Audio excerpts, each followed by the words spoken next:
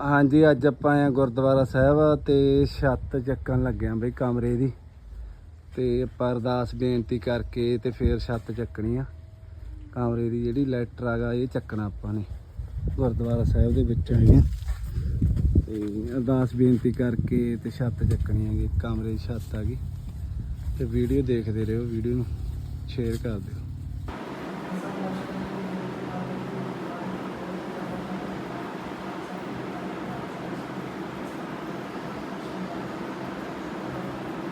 ਵੀਰ ਜੀ ਆਪਾਂ ਲਾਤੀ ਉੱਤੋਂ ਛੱਤ ਕਮਰੇ ਦੀ, ਬਾਬੇ ਦੀ ਕਿਰਪਾ ਨਾਲ ਵਧੀਆ ਲੈਗੀ।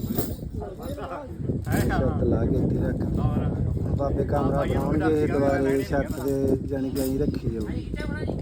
ਇੰਨਾ ਛੱਤ ਦਾ ਫਾਇਦਾ ਹੋ ਗਿਆ ਜੀ। ਕਿਸੇ ਵੀ ਵੀਰ ਨੇ ਤਾਂ ਬਣਾਉਣਾ ਹੋਵੇ ਤਾਂ ਆਪਣੇ ਨਾਲ ਕਨੈਕਟ ਕਰ ਸਕਦਾ। ਕੰਧਾਂ ਪੱਟ ਕੇ ਮੰਨ ਲਓ ਛੱਤ ਉਹਦੇ ਕੰਮ ਆ ਜਾਊਗੀ।